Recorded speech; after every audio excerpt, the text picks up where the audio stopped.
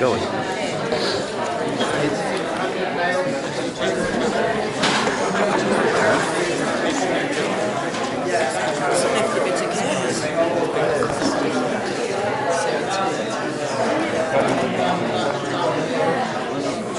Ironically, isn't it?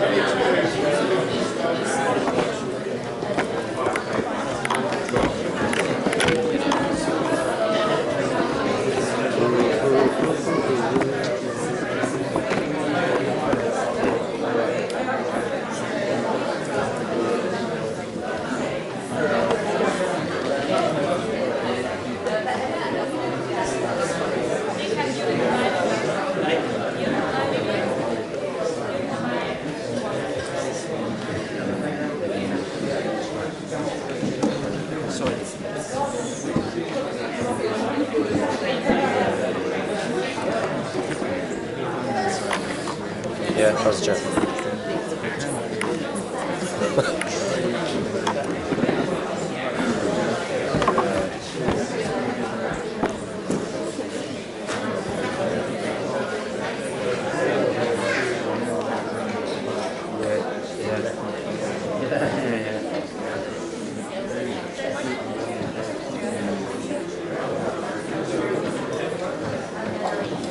Okay, we'll kick this off. I'm going to talk about establishing institutes, which I've had some unusual experiences with.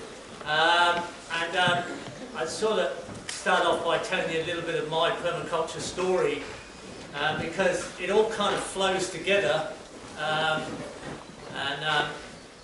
into an institute story that I didn't expect to happen. Because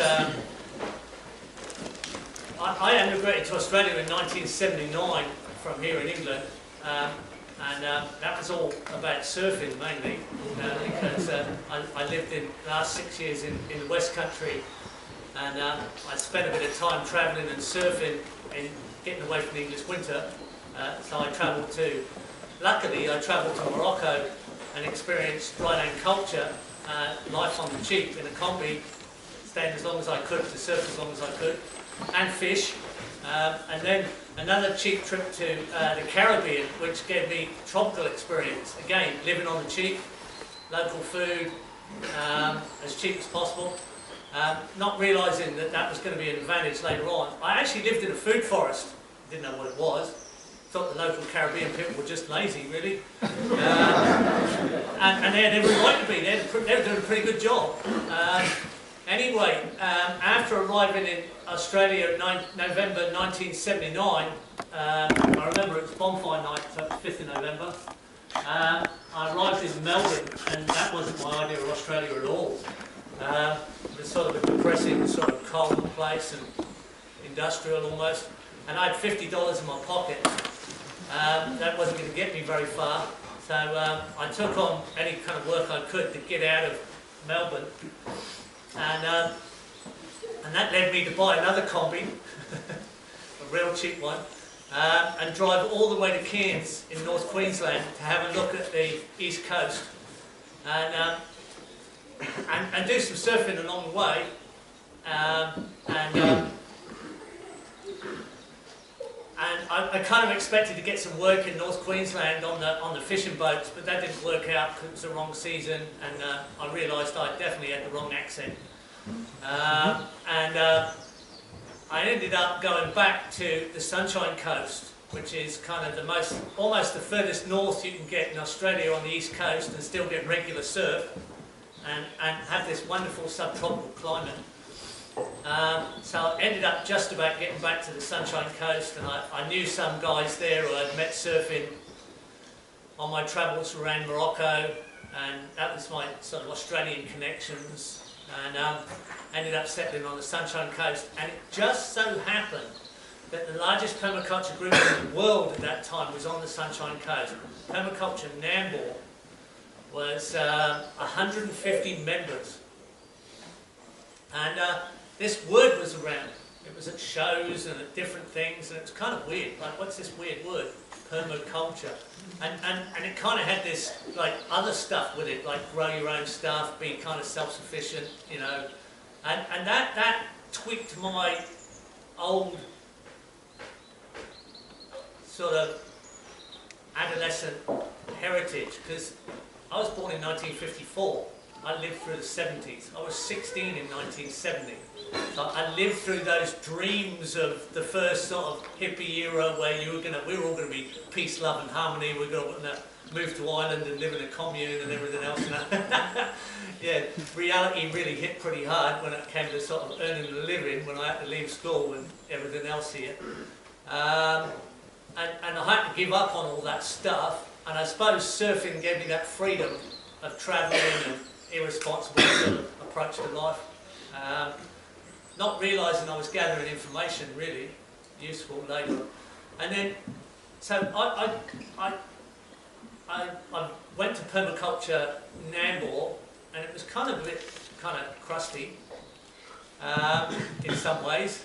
It was kind of not quite what I thought.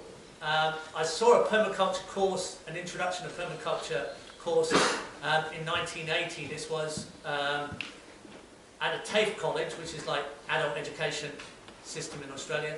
A weekend course with Max Lindegger. Some of you might have heard of Max Lindegger.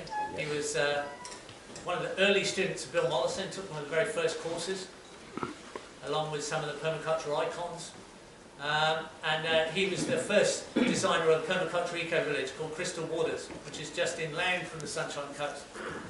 So I went to his course, his weekend course, and damn me didn't he describe this Caribbean food forest I lived in. He's just describing this thing in layers with pigeon pea at the bottom, with passion fruit going up through it, and Brazil cherry and coconuts over top. I lived in that thing for 3 months, you know, like chickens going through, you know, people. I hate feeling prejudiced. I hate it.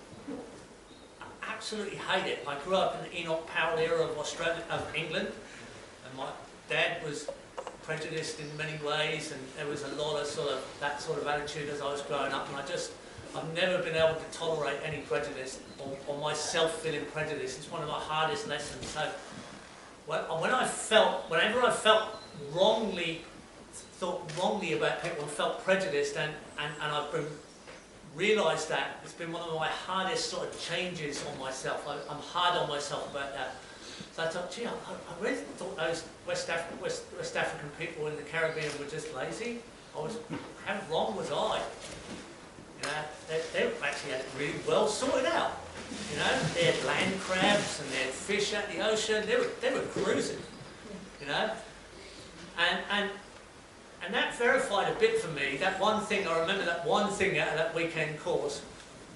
Then later on, I got involved with Permaculture Nambour, and you know, there was a lot of people arguing about legume trees and what's better, fixed nitrogen than something else, and all this stuff. And I'm like, what the hell?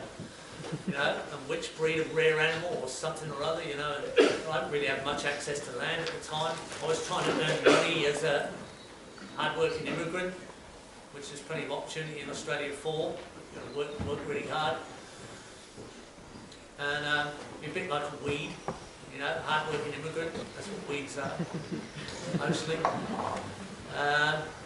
kind of build countries. So I saw this course advertised with Bill Molison, who's like, he's the man, you know, like Permaculture 1 had come out, Permaculture 2 had come out, nothing else. There was only those 2 books there. And I just sold my first business. I built a business and sold it, typical hard-working immigrant style. And I had the money to go to Tasmania and take a course with Bill. So that's what I did.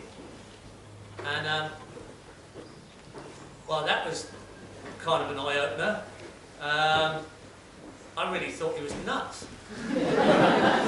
Nobody could remember all this information, surely. I mean, he's got to be bullshitting.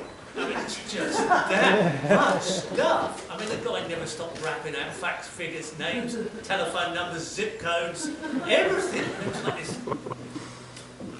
brain like a planet, scratched the surface as a nutter stood there. He's he was proposing these crazy things and these improbable truths that you think, that can't be true. It can't be. Did the Americans really propose to let a nuclear bomb off on the corona of the moon? Turns out they did. Was a proposal to scare the Russians by doing that? Really? They were a bit worried it might tilt the moon out of access. And there was all sorts of stuff, you know, he talked about neem trees having this incredible quality. Nobody knew about neem trees. When I mentioned neem trees to people, and the fact it's got adadraxin oil in it, and that white cedar has the same adadraxin oil in it, and it's got the same in the Latin name, everyone said, no, that's not true. It is, it's true, totally true. Everyone knows about neem today. All these things that he talked about have come true. And again, I felt prejudiced that I thought he wasn't telling us the truth completely. I was a skeptic. But I went out of my way to check it out. And everything I looked at came true. I mean, he might have spun it a bit. I mean, he likes the story. He'll rev it up a bit. But, like, the core of it is absolutely true. So I was kind of shocked. I felt prejudiced again. So I decided to listen very, very, very carefully to what he did say, even if probably especially if it sounds really crazy. Yeah. So when I finished my course after that, I decided, well, this is very early days. There was no internet, even faxes were high tech. In fact, probably faxes didn't exist in '83. There were definitely no mobile phones. So I couldn't go and see a swale. There weren't any in our area. There just happened to be one of the oldest food forests in Australia near us, Paul Sox's food forest at Mapleton. Didn't have any swales in it, but it was pretty old. Well, at that stage it was about 5 to 6 years old, and it was 3 acres of food forest. It's an iconic food forest now. And it's dated now. You can see these systems date now. There's a little bit of dating. You can sort of pick a system that's from that era. You can pick students, you can pick teachers from their era a little bit. You can pick the students from their teachers sometimes. You can pick the paranoia of a teacher through the paranoia passed on to a student. We clone you as teachers a little bit. So I went to Max, and Max only had a motorbike at the time, little tiny 150cc motorbike. He was doing some great work, and he was the main designer on the area. And I said, Max, I'd like to be your assistant. And I knew I'd have to offer him something. And I said, look, I've got quite a brand new Land Rover. I had a Land Rover tipper that I bought because I knew I was going to try and get on land after all this. And I can drive you to all the consultancies you want. I've got 4-wheel drive, we can go out on the land. I don't want to be paid, I just want to walk with you. I just want to listen to you, consult. I want to see what you do. Is it cool? He said, yeah, that's all right. So I went with him on consultancies, and it was great. At the time, they were doing larger consultancies, larger properties, and I'd walk with Max, and often he'd be talking to the husband, and I'd be talking to the wife. So I was actually doing a consultancy, really. And I was, you know, and I did that for a couple of years. Like I say, it was early days. And I could actually see the size of consultancies coming down. That permaculture at the time was applied to farms mostly. But I could see it coming to small acreage. And I've had to be entrepreneurial in my life to survive. So I'm thinking, let's get in front of this. It's going in the suburbs, and there's more people in the suburbs. You know, let's go for the client base. Let's go for the small acre. You know, let's go for the urban permaculture. And Max and I, we're not the same personalities. I mean, not at all. I mean, we're definitely not similar. I mean, he's Swiss, Germanic, Aries. You know.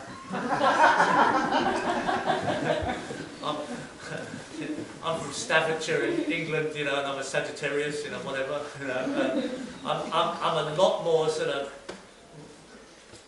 unconventional and radical in a lot of ways, especially then.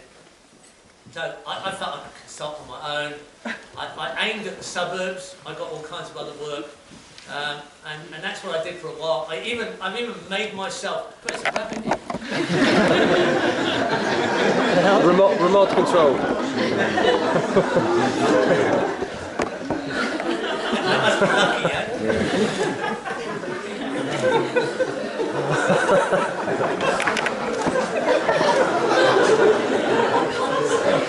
Don't you go near my wife, especially if she's got a knife.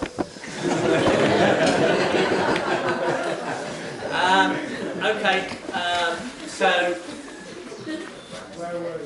I made a fictitious design up that was to scale and nicely drawn up as an advert, and I gave it away for free, and it was so well drawn. I do a bit of graphic stuff, and I made a really big rap about permaculture on the other side of it, and gave it away as a free advert. I've still got it. I think it's on our website, and people wouldn't believe it wasn't a real place. It looked so real. It was just, I made it up. But it would fit onto an urban block of land. And I got actually tons of work from that. And I actually installed urban landscapes too. So that was me for a while. I was quite happy. I had plenty of work. I had consultancy and implementation. And I had interesting systems where my garden supply, the gardens I installed, one of the deals was I could come back in 3 months, give you a free consultancy as long as I could take cuttings and seeds that would then stock my next gardens I was putting in. And I did that for a while, and then I was getting good consultancy, and I started to, I sold my businesses and I bought my first acreage. And I actually, this is a great thing about Australia, you can get into acreage if you make a bit of money quick. And I bought 34.5 acres of really rugged ridge and valley rainforest country at the back of Noosa. I wish I had it now, it'd be worth a lot of money. But, and I developed my first block of land, and it was really big learning time. It was really hard work. And it was rugged regrowth country and some steep country, and from there I started doing consultancy. Again, I was getting more consultancy. I was still having to work for myself, but my neighbour next door but one moved in, American guy you might have heard of, called Paul Taylor. This happened 30 years ago. Paul Taylor runs a company called Trust Nature. He's gone very much into compost teas and Eland Ingham type stuff. And you may see his fantastic work on Christmas Island. He's working with the refugees on Christmas Island right now. He's got a fantastic project running over there. But we've been working together for 30 odd years. We've been mates for 30 odd years, and that doesn't often happen in life.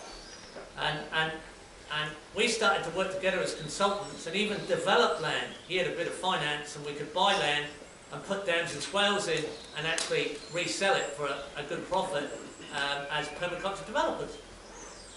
But we actually went to Permaculture Convergence, one of these, in 1991, and we offered to the organisers, would it be okay if we set up a booth to give free consultancies to people?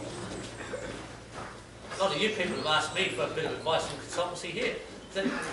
And they're surprised. They said, yeah, sure, you can have a stall right at the front gate, which was great.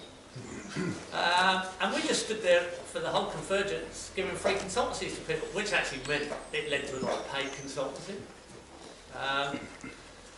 But that was the first time someone actually walked up to me and said, would you come to my place and teach a PDC? I never thought I'd teach a PDC. And I love a challenge. And you know, I found it hard to talk to a large group of people before I did my PDC, but I found it easier and easier as I did permaculture, and I started to learn a few things, and I actually learned some Latin names, and I started to use different elements, and I thought, yeah, I'll go for it. I taught my first PDC in Bundaberg on invitation.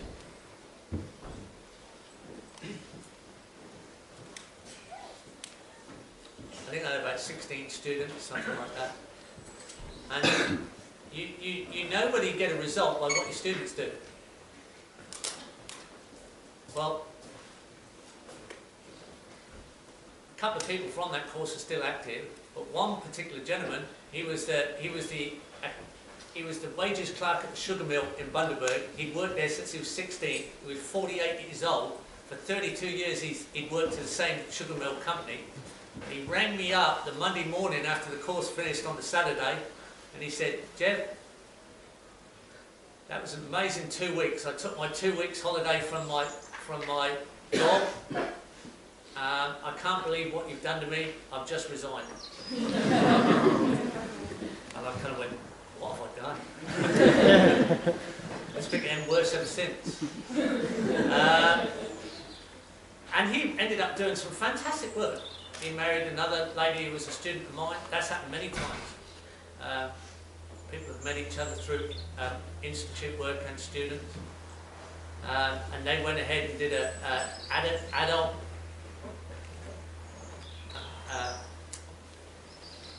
got to use the right terminology. Intellectually handicapped adult daycare centre, permaculture development. It was amazing work. Absolutely amazing work. There was the wifey lady managed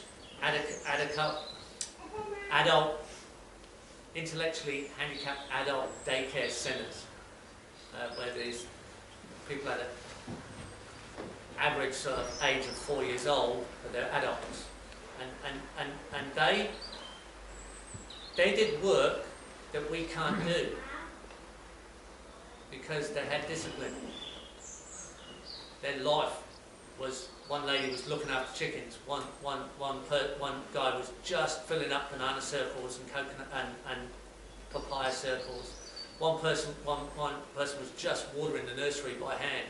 That was their lives every day, and they were absolutely perfectly regular, and the results they got were absolutely amazing, better than most of us can do.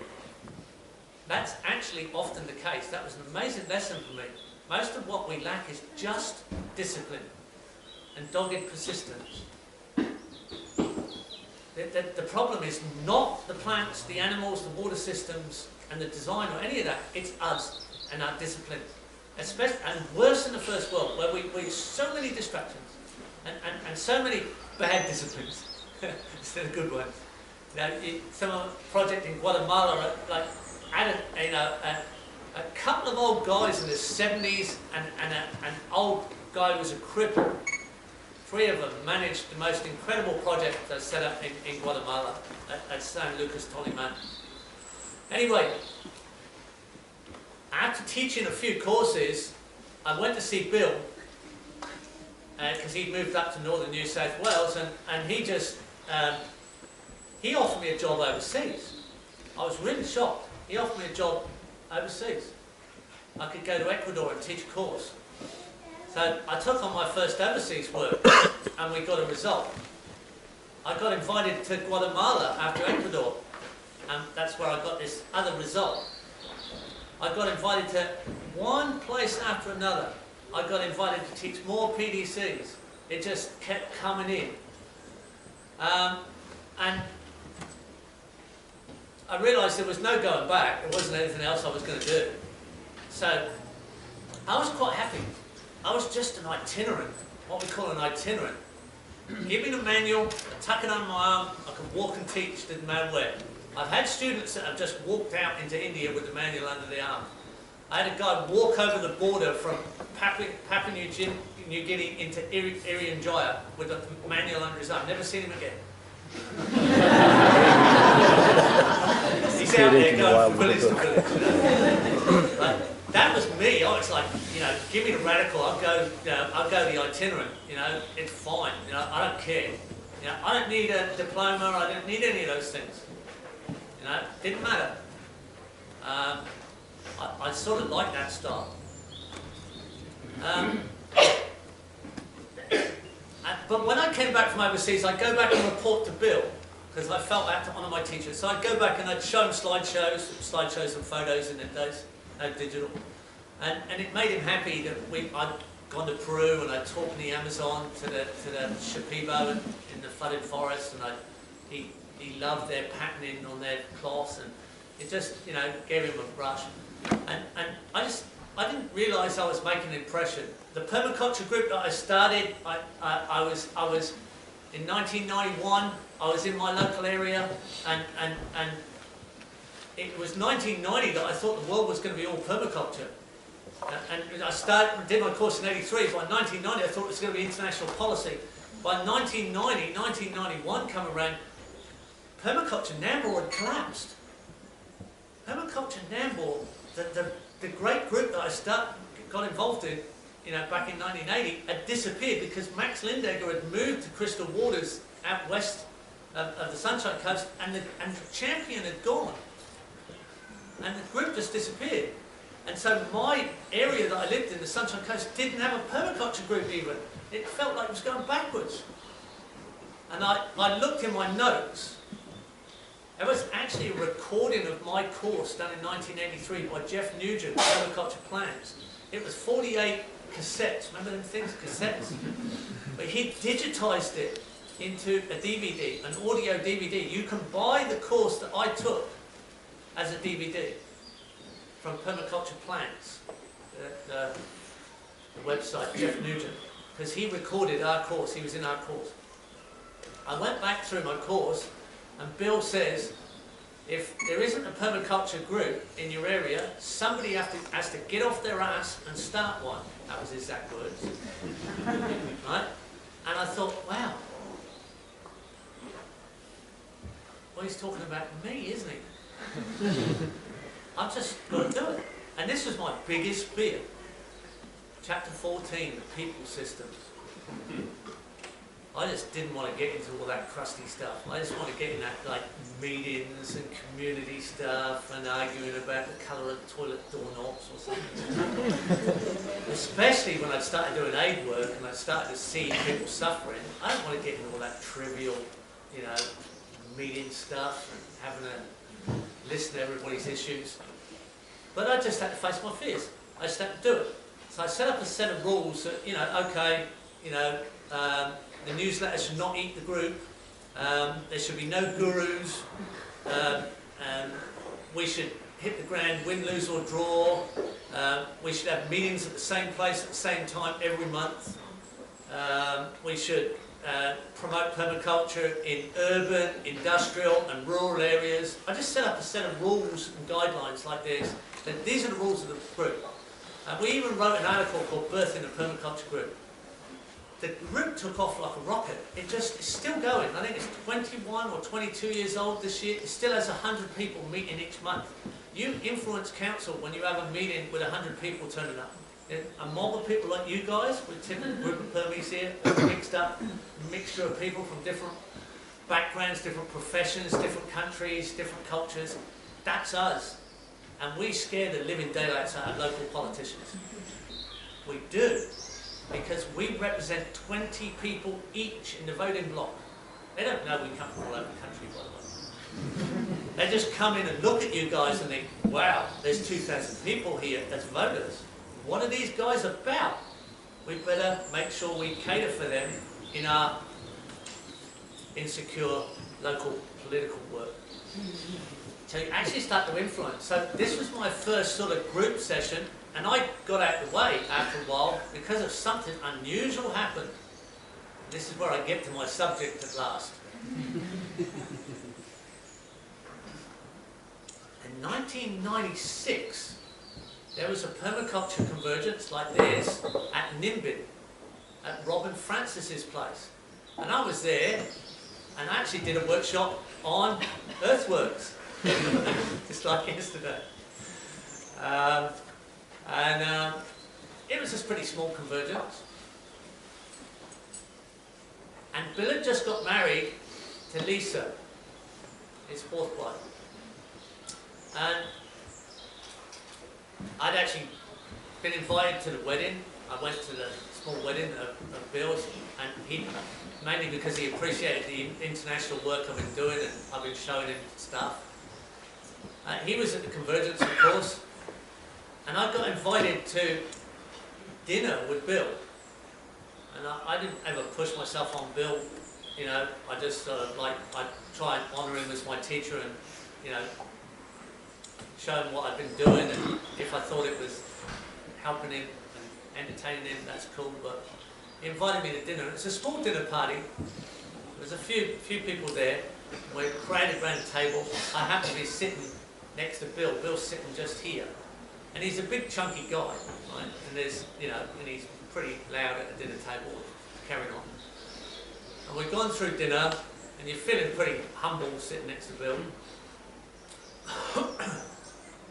And he announces that he's going to, we're at Tagari Farm, right? The famous institute, the iconic institute. It's got the food forest on it that was in danger of falling fruit and all that stuff. We're in the balcony where he's on, his balcony's right there, just in front of us, where he stood in danger of falling fruit, looking out on the food forest. It's about 11 years old at this time, so it's a pretty big food forest. We're sitting there, pretty humble house, not a flash house. Pretty humble furniture, typical Bill. I mean, it's not luscious at all. And somebody asks him, he announces he's going to retire back to Tasmania, northern New South Wales. It's like, wow, like Bill's going to go back to his roots. He's going to move back to Tasmania, like it was a shot. And someone turned around and said, what are you going to do with the Tagari Farm? What are you going to do with the institute? And I'm kind of like in shock about what had just been said, and I'm sort of trying not to be, I mean, it's not kind of my level of conversation. I'm just an itinerant teacher trying to do crazy stuff out there and get something done. And he jabs me in the ribs with his elbow and says, I thought I'd get this guy to take it over.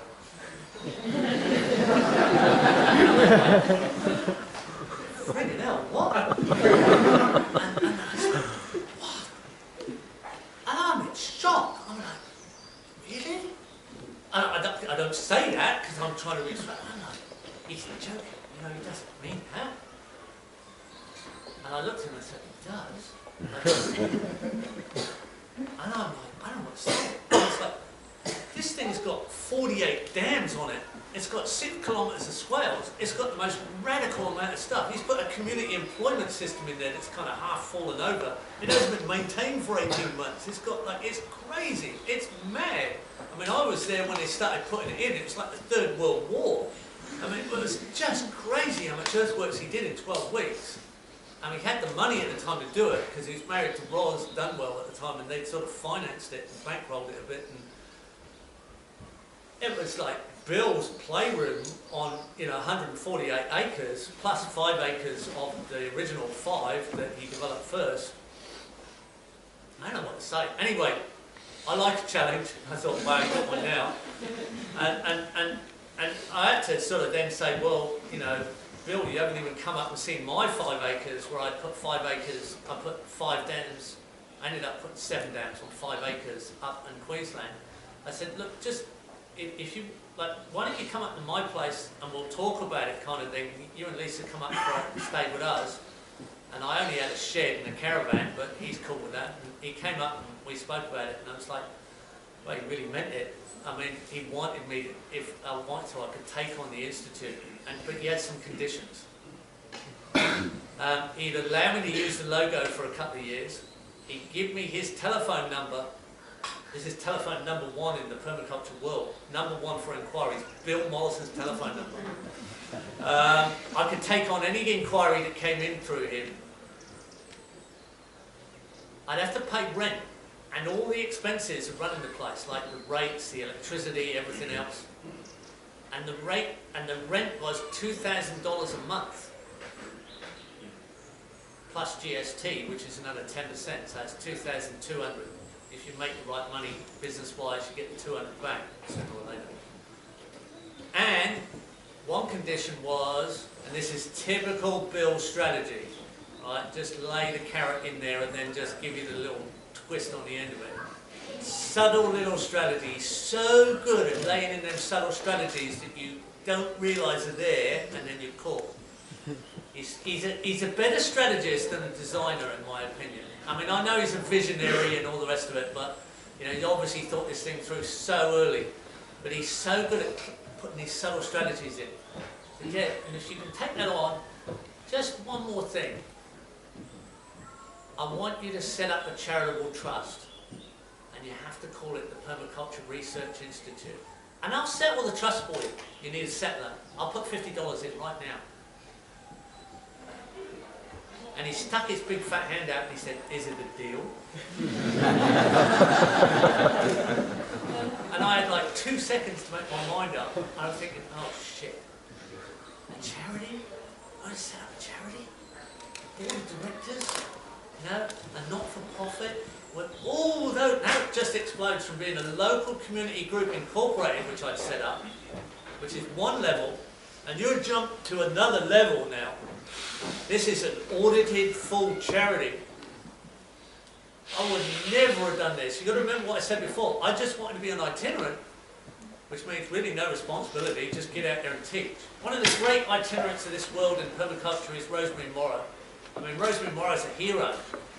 I mean, really, she's a warrior. But she's a great example of an itinerant.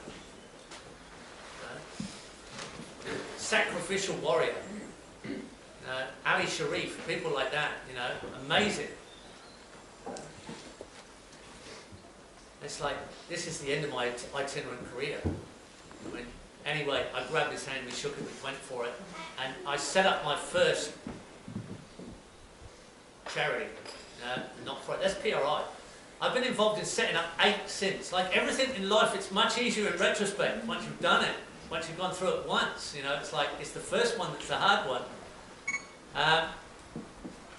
One of my directors, it took us till 1997 to get onto the land. It was like, that was, I don't know what it was, but it was 1997 when we got onto Tagari. And then we were up and running, and one of my directors is still with me since then. Lindsay Smith-Moy is my accountant, and he's the accountant of all our operations, and he's one of my directors has been with me ever since. And one of my other directors, I run on just 3 directors, fast decision making on 3 directors. Chapter 14 is actually in there. Is Ramis Kent, who lives in Plymouth. He's an African American, and his wife's from English, and he's actually just become an English citizen. So he's kind of one of you guys, one of us. I've had multiple 3rd directors. So we moved on to Tagari with volunteers, and I made a commitment that I wouldn't sell my land on the Sunshine Coast. I wouldn't put any money into Tagari. If we were going to make it, we were going to make it from the get-go by trading ourselves into position. We were going to make our own money. We were not going to rely on donations except for volunteer work. So I got in touch with as many hard-working, solid grounds working permies that I knew and asked, if you want to come with me, let's do it. Like, we'll take the ground. We'll move on. We'll feed ourselves. We'll get the place in condition. we'll teach courses, and we'll fund ourselves. And we've been a self-funded NGO ever since. We do receive donations.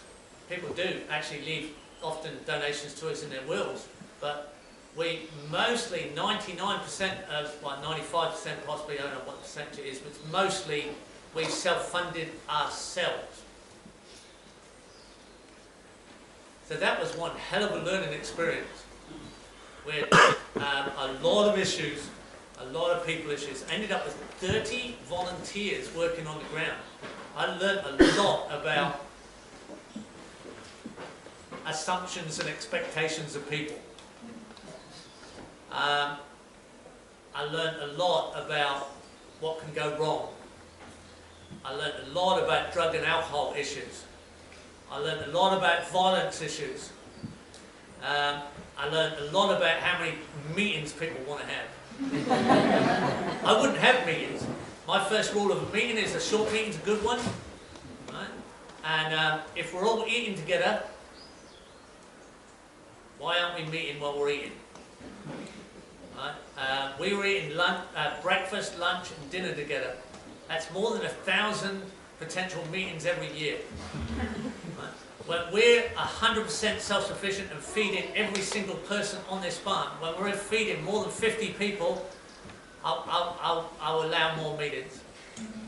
Right? Otherwise, get out there and get work done. That was my motto. I was pretty hardcore on it. Eventually, we ended up in a strange scenario.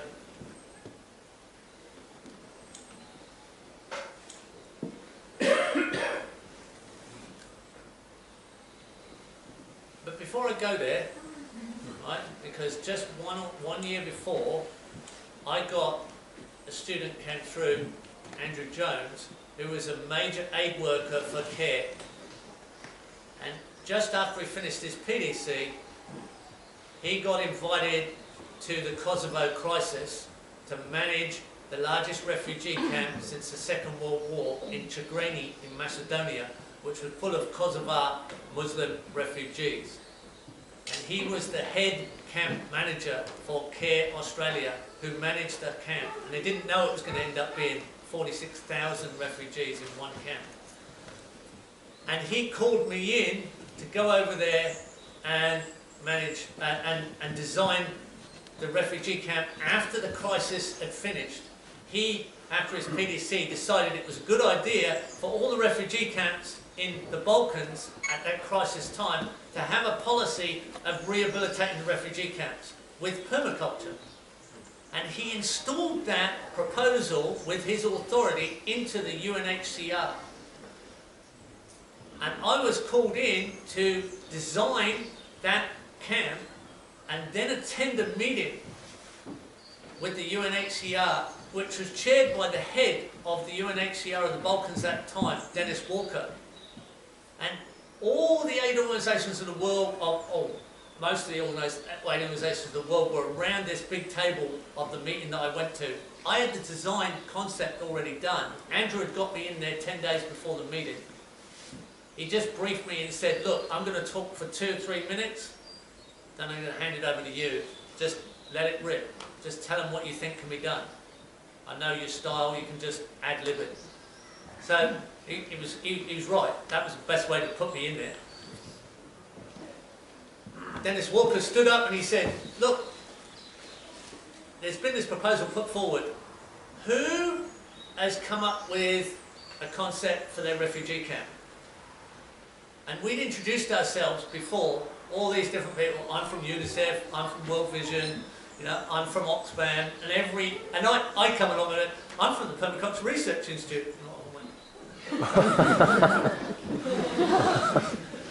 And Andrew's from CARE, right, you know.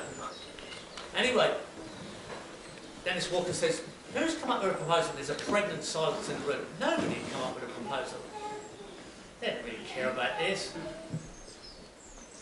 Andrew very carefully let it go for a few seconds and then stood up and said, we have a proposal. And he talked for a couple of minutes about that and then handed it over to me. I stood up and did my thing. And Dennis Walker turned around and he says, oh, that's great, right? Can you come up with a design by this time next week? And I foolishly said yes, right? Well, wow, this was just, internet was just happening. I mean, I could hardly write an email. I worked 18 hours a day for that whole week, putting this whole design together. I actually drew it by hand with crayons from the local shop over a 1 metre contour map, which was the only bit of paper I had with a map. And I photographed it stage by stage with a print camera. And then I got the photographs developed. And then I photographed and I photocopied the photographs with text and patched them together. Can you imagine? And then we're actually the next week, we're going up the elevator and I'm still stapling some of the paper together as we're 10 minutes late for the meeting. And that proposal was for, I thought about this, I mean, this is a war zone. There was horror stories. I mean, horror stories I don't want to tell you about because I still have nightmares about what I heard. You know, I had to have a landmine and booby trap recognition course before they let me on the ground. When that happens to you, you know, you're going to feel a bit damaged afterwards. Nobody comes out of a war zone undamaged. They don't. Don't think you can do it. Something's going to happen to you. Hopefully you're going to be still sane, but you are going to be changed. You're going to be a bit more serious about stuff. And, you know, when you're in that zone, and you realise, I mean, you're putting your life at risk. You know? And I've lost students in the field to malaria, to gunshot wound, and to car accident. It's serious. People are out there risking their life for this, to help people. They believe in this. You know, I'm one of those people. You know, I'm lucky to be here, so it's okay. You know, but like, if I'm going to do this, what am I going to leave? I want to leave something that's worthwhile. What could I leave? What could I leave? What could be better to leave than an institute? An institute that demonstrates all the possibilities. That's not a productive farm.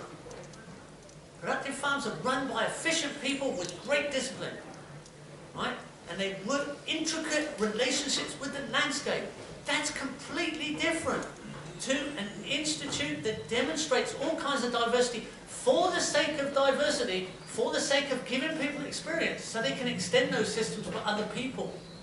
Or they can go and use it to make money and make it a disciplined relationship engagement with the land. But this is what I want to leave.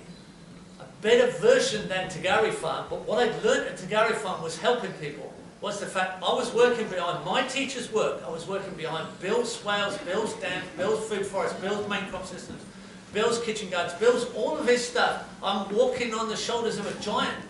And he's laid that down for me to work with. Now, what am I going to do for these people in the Balkans? What could be better than that sort of proposal? So that's what I stood up and said we could do. Then I laid this out as best I could. And then we got into this meeting. Boy, was I nervous. It's like, here we are. There the rubber meets the road. Now, Andrew's there with me, and he's giving me, he's ice. Andrew's, we call him the Iceman. He was in the Iraq-Iran conflict. He was in refugee camps in the Iraq-Iran conflict. That was really nasty stuff. Right? If you go through that stuff, you either come out like ice or you come out, you've lost it. So he's very clear and academic and calm. Andrew, as we go in the room, Andrew sort of nudges me. He says, "This lady's Paddy Culpepper from USAA. Like, this is big money." So anyway, I don't know what that means. I'm just going to do my thing, right? So Andrew introduces it, and then I get up on the whiteboard. This is me doing my thing. I mean, I tell you the truth, the actual design, it was Permaculture Play School. It wasn't much more than anybody does in a design course exercise. It wasn't that special. You know, zone 5, zone 4, zone 3, zone 2, down to zone 1, coming downhill, straight slope, swells across. It wasn't anything special at all, really. I mean, I kind of had to play it up a bit. I thought it needed to sound a bit more. I probably talked for 20 minutes. Everybody had their pamphlet with my photocopied photos and text and all this. I did my thing. I thought, didn't sound that flash to me. This lady, who's apparently got the name, this Paddy Culpepper, I'll never forget her name, she stood up and said, that was great. This is a tribute to sustainability in modern times, and we can really put some money behind this.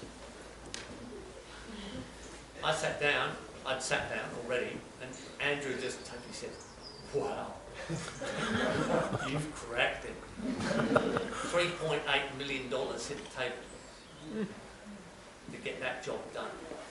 I shipped people over. I came back over later to teach.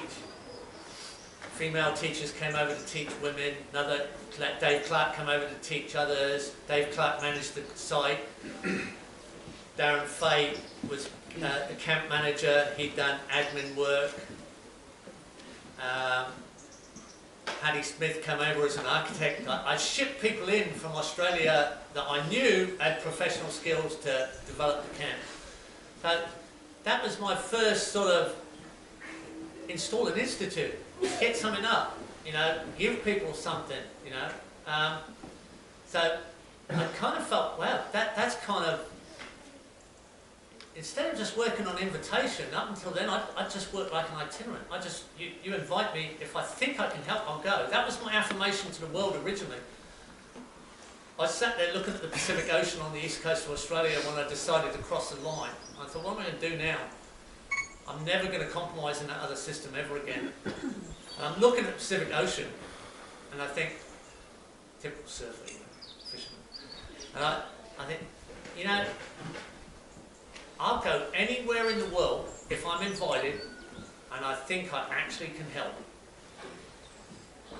And I go to the front line of forest destruction in the Amazon if I thought I could help. Well, damn me, 18 months later I was there. I was working with the Rainforest Information Centre and Ali Sharif and the Permaculture America Latina. We were right out there in the back of Ecuador working with the Guarani. You know, hunters and gatherers, and, you know, all kinds of crazy stuff. That was the trend at the time, trying to save the back end of the Amazon from the oil companies, and all of that still goes on today. But, so, I get back to Tagari Farm, and things are cooking along, and we get different projects on the go. I get invited to Vietnam by a Japanese aid organisation to a nightmare of a deforestation system in the Central Highlands, all being cut down for coffee. Just horrible stuff. Just horrible. You know, Asian hippopotamus had been seen in the river just 6 months before. It was running like chocolate caramel mud. The whole thing was eroding from the coffee culture. They'd found a miniature horse the year I was there. Never, species of horse, smallest horse ever found in the history of the world. While they cut all the forest down and destroyed every habitat that the thing came from. You know, it was just cappuccino, Starbucks nightmare. Just the responsibility was terrible. And coffee's another story. My goodness, Bill's food forest has coffee as a byproduct of 53 fruit trees over the top. It's actually a byproduct of food forest. It's by default. It's crazy that we deforest to get more production per tree at the expense of everything. It's a classic variation. It was so depressing for me. And such a scale, you know. And I got rather upset with the Japanese aid organisation about this. I'm probably a little bit too vocal. And they were from Kyoto and very respectful Japanese people. And they approved of what I was doing, but not the way I was going about it so much. So they decided they'd probably serve me up with something a little bit more difficult. And they gave me this job in Jordan, which you may have heard about. And that was quite something. To work for a Japanese aid organisation in the Dead Sea Valley on 10 acres of ground that they wanted me to design as sustainable agriculture. And it was like looking at the end of the world. Salted, dry, arid, temperatures over 50 degrees, only salted water to work with, no trees left, lowest place on earth. I mean, I really felt like I got a challenge now. But if you get a result in those scenarios, it really stands out. You get put a food forest up in the Amazon, it doesn't really stand out very much. You know, food forest in the tropics kind of looks neat, but kind of looks a bit like the rest of it. I mean, the tropical forest only gets 2% of the sunlight getting down to the ground. It's all filtered out in the layers. You know, you put an oasis system up in the desert, which is very easily eroded. I mean, we're talking about right in front of Jericho. Jericho's right in front of us. 10,000 years of permanent settlement in Jericho. You're only 2 hours from Damascus. It's been 12,000 years of permanent occupation. These are the oldest cities on earth. And you've got the oldest arid land damage. So to get a result was quite neat. And I'm starting to work with these people who've had a pretty hard time, to put it mildly. And things start getting worse. As you know, in modern history, you know, we've I don't know what I want to say.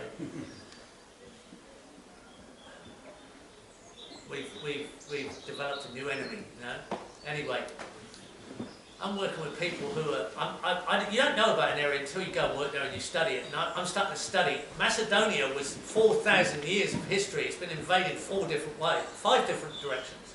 Alexander the Great came out of Macedonia, you know. And now, you know, you as a permaculturist, you go to an area and you have to look back in time. Why does it look the way it does? I mean, why did permaculture start in Australia? Probably because we've got 200 years of damage. Our farm has the original forest stumps on it. It was only logged in 1898. You know, you've got a close record of what happened. It's the oldest, flattest, driest continent on Earth. It's never had an ice age.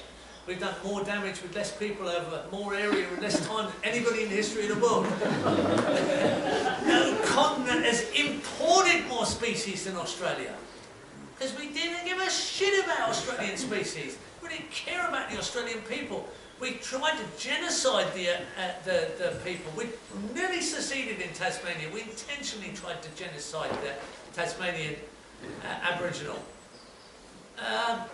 And we didn't pay attention to anything they had domesticated. We didn't ask them whether they had domesticated anything. We have not domesticated any species out of Australia, plant or animal, except the macadamia nut. And the Americans did that in Hawaii. They're endemic where I live. I live in macadamia capital. It's disgusting. We have more species than the rest of the world in our continent, in this continent, that continent, my continent. You know, it's weird. It's a weird place. That's probably why permaculture started in Australia. That's probably why. That's why Bill came to it. And Tasmania is a bit weirder again, actually. And he comes from Stanley. The order of settlement of Australia is Sydney, Hobart, Stanley. Most people don't realise Stanley was the 3rd town of settlement. It's only a village, still only a village now. It looks exactly like a West Country village, still today. It's very old-fashioned. He just happened to grow up in a very old-fashioned English village in Tasmania. More or less. In a continent of rapid change. And he had a love, a deep love for the environment, in all its forms. That's what happened. So, when I went to the Middle East, I had to think back 10,000 years. Wow, that takes some doing. Later on, I worked in Iraq and Syria. I'm thinking 12,000 years. That's incredible journey in your mind to try and look at a landscape and think, why does it look like this? And what did it look like before human influence? Kind of fascinating. So, you can see my level of engagement. I got back to Tigari Farm. This is all going on because of what Bill influenced me on with taking on the institute. And something weird happened. The local council put a counter on the road. A car counter. Why? What's that about? Well, when Bill started Tigari Farm, he was kind of radical. And he put a development approval in for all sorts of things. And there was a right-wing council in place, a National Party council in place at the time. And he put in accommodation development approval, education development approval, tea house development approval, approval for 2 coaches to park for day trips approval, and aquaculture approval. There wasn't even aquaculture in northern New South Wales at that time. You know, a commercial nursery development approval. All these different approvals he put in in a rural area that was completely depressed at the time. Rural industry was collapsing in that part of northern New South Wales. Real estate was really low, you know, and the local council called Bill in and said, what are you doing? And he said, all these are, what do you mean, what am I doing? He said, I'm developing this property with all these things. I've got every right to put in development approval for all these things. It all fits the approval. What's wrong? And they said, well, we want to know what you're doing, Mr. Molison. And he said, we're developing a Permaculture Institute. And they said to him, what exactly is permaculture? Not the right thing to say. With all being right-wing councillors sat in front of him. And he said, well, if you don't know what permaculture is, you're either ignorant or illiterate. Thanks, Bill, right? Because I inherited that, right? And I try and do the right thing with councils, right? You don't have to be like Bill. None of us, right? He can do that, but anyway. So they put a clause into the development of the education centre. Once 100 cars a day come through the front gate, you have to tar the road and replace the wooden bridge over Pumpenbill Creek, which happens to be the name of the creek that runs off the property. And then it crosses an old wooden bridge, had to be turned into a concrete bridge. Now that time was 7 kilometres of road and a concrete bridge conversion. I didn't know about this, but I'd just been revving the place up as best we could and get it rolling. We got more than 100 cars a day coming through the front gate. Believe it or not, I mean, it's hard to believe. And they put the development criteria on us. We've got to tar the road. Well, it was like $7 million. This was in 2000. I just got back from starting this thing in Jordan. I'd got the thing going in Macedonia. I felt close to all these things. And I could have stayed and fought it.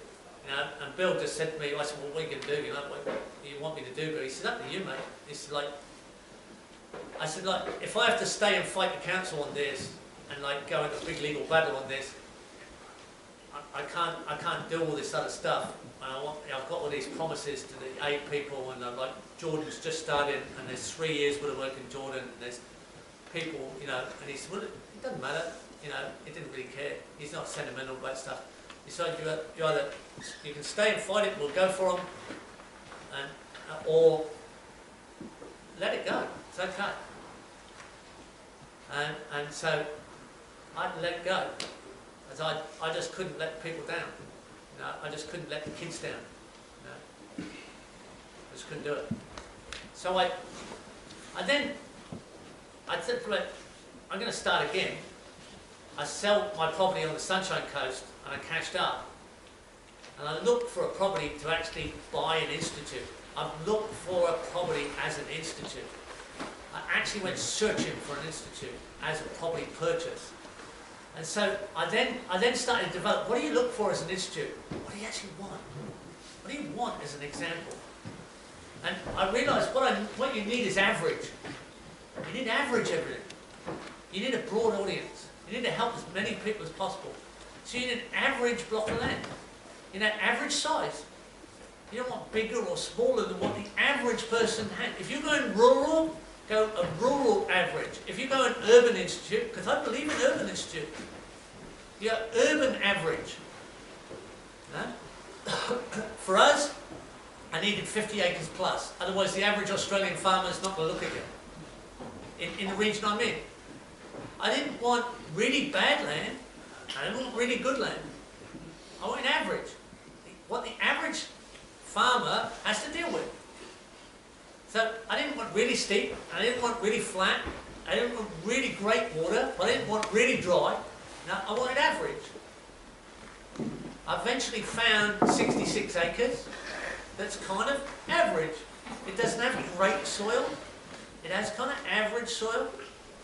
There's some good river flat soil, but mostly it's a grey sand.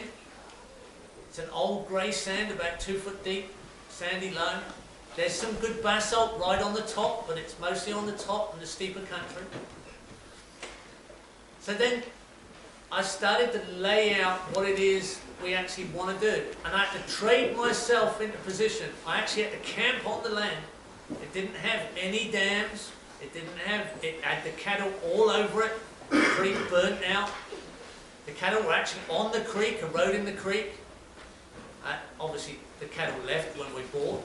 And I couldn't afford to develop. I let it all overgrow in weeds and stack its own carbon. I camped on the site. And I just developed it one road at a time, one track at a time, one dam at a time, one house site at a time, one building at a time. And every single section of infrastructure we put in was an education process, was an experience. Today, every single bit of it gets time-lapsed. I always used to say, if you think you've taken enough before photos, take another 20. Now I say take another 200. Why not? They're free, they're digital. I will not set up a project anywhere in the world unless you agree to time-lapse camera. I want time-lapse running all the time. You can get high-tech time-lapses now that switch off at night, come on in the day. You know, you get all kinds of time-lapse cameras. If you can show the before changing to the after, you can sell it. You can sell it. You can sell it every time. It's all about the digital information. I mean, you want lifetime cameras running. If you can get lifetime cameras.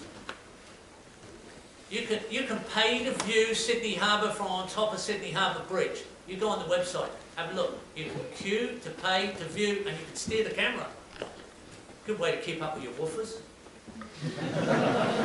Actually, time-lapse is really funny. If you get a load of people working on time-lapse, you really see the ones who are standing around.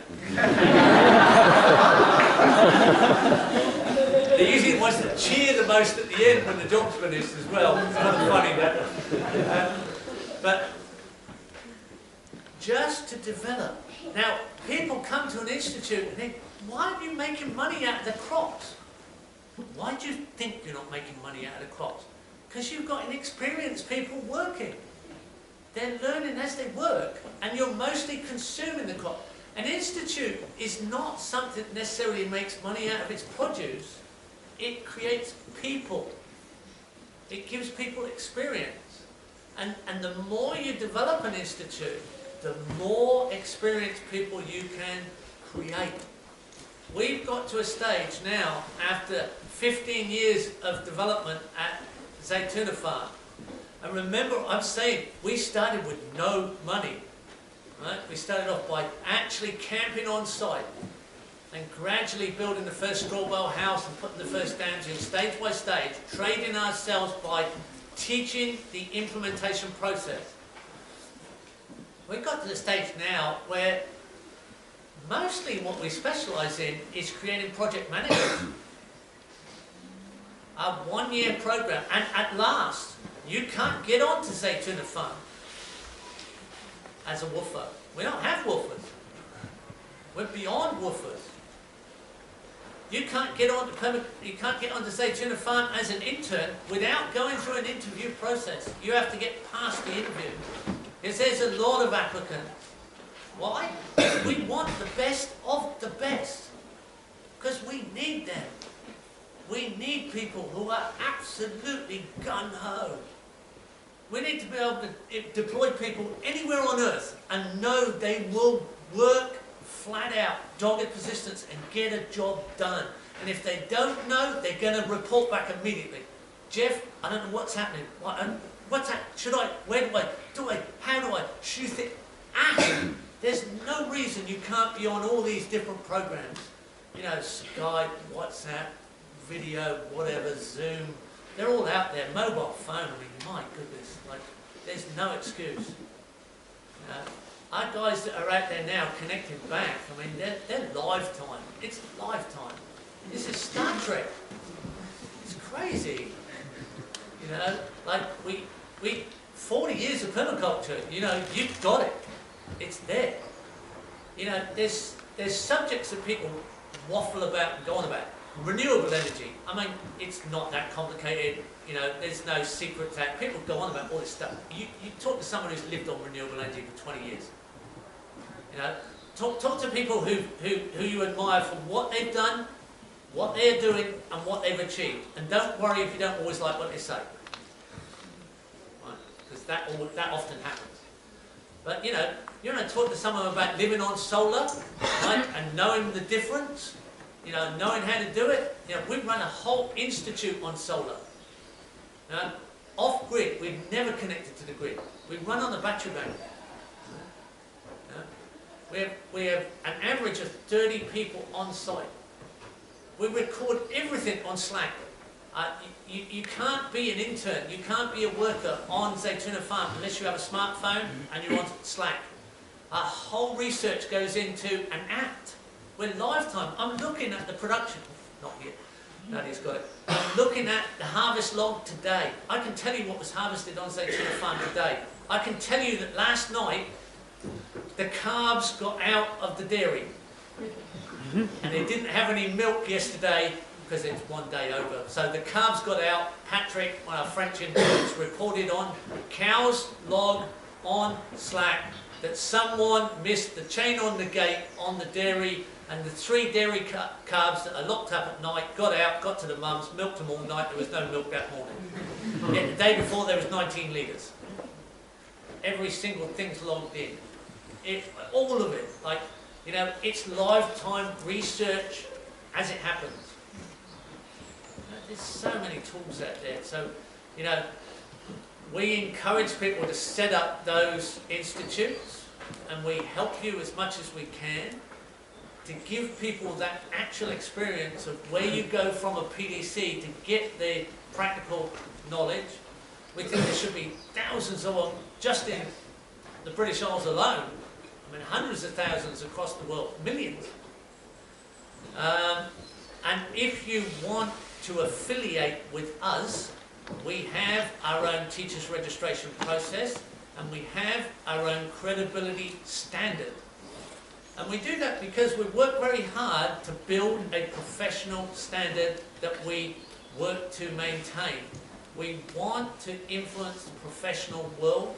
There are some things we ask you to align with in the way you operate if you want to be a PRI registered institute. And then we give you more access to our web presence and our web advertising and things like that, which we just give to the world anyway, but we give you extra if you align with us. But we don't care if you don't. I mean, it doesn't worry us at all. You know, it doesn't happen for free for us if that happens, so we just offer that. I've gone over. Sorry. I just wanted to give you that storyline because it isn't something I suddenly just wanted to do. It's something that that's the way it lined up. and it just sort of happened. It wasn't intentional, like so many things. It was an iteration of events. Any quick questions? What's next? What's next?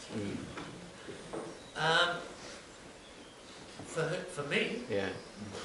retirement, I hope. I've been working hard for my retirement. I keep asking my students to outperform me. Always say to my students, please, I would love you to be a better designer, a better consultant, a better teacher than me. And I mean it. I would love that to happen. I could go home and garden. I have no problem with doing this. I have no problem whatsoever. If I was selfish, I'd be at home, living life. But I have an obligation because I keep getting a result of active students. So just go for it, guys.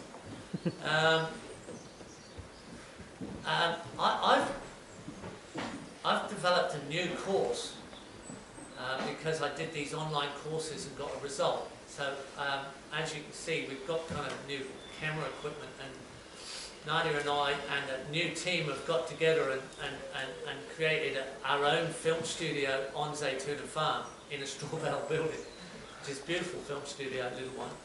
And we've created a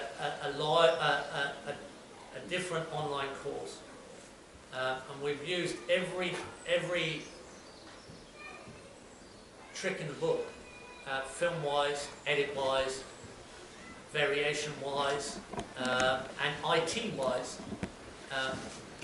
We have a fantastic team on the IT side. They're the biggest team now, and we've been working almost a year. I'm exhausted from doing it, but I've done something I really wanted to do, and I've taken Bill's manual. I must have read it 50 times, probably more, and I started to do something where I took every chapter and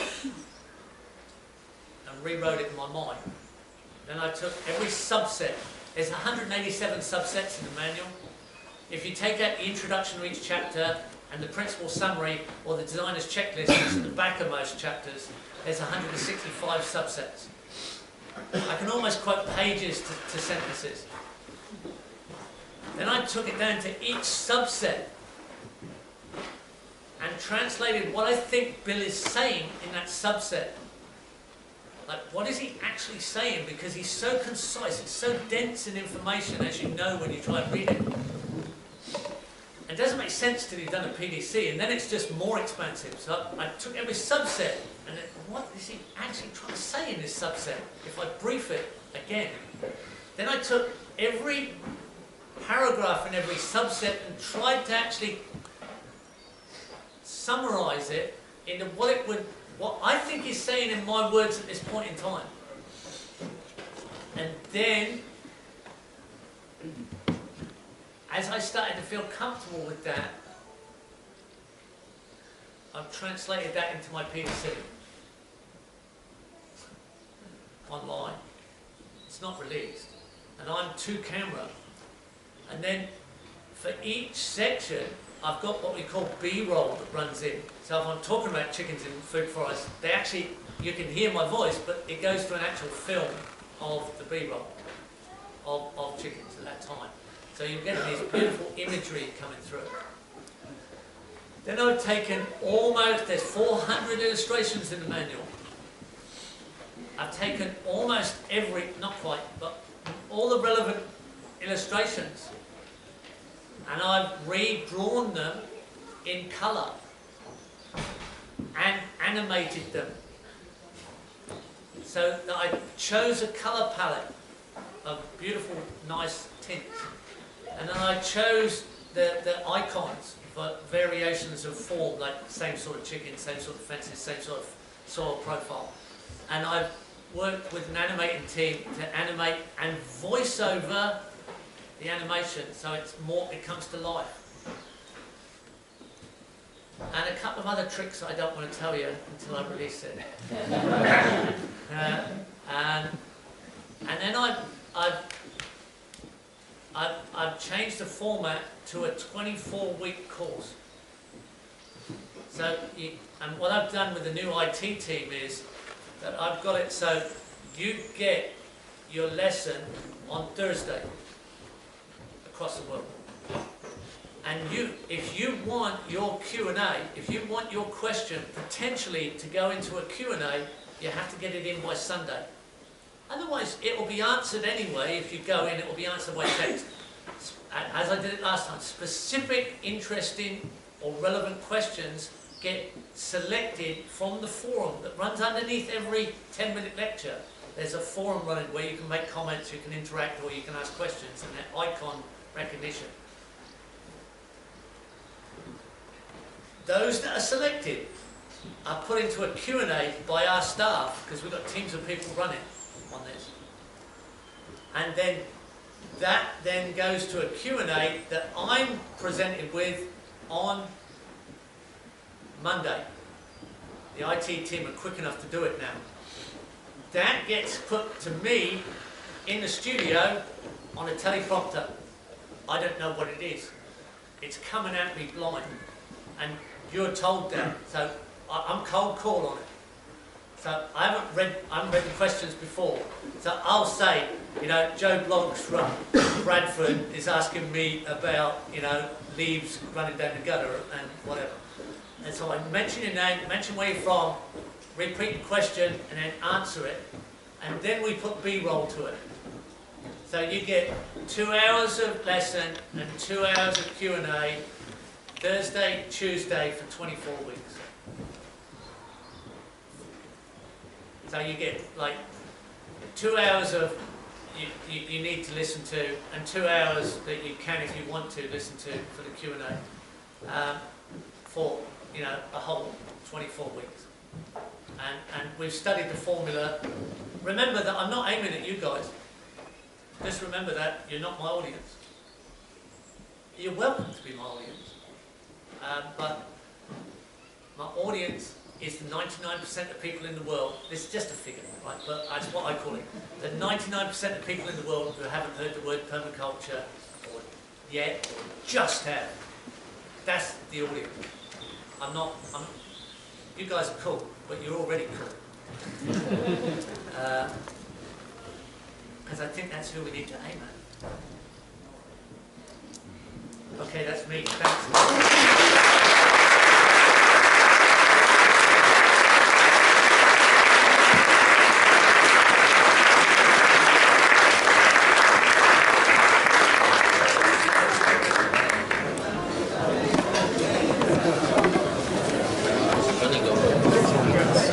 I'm in.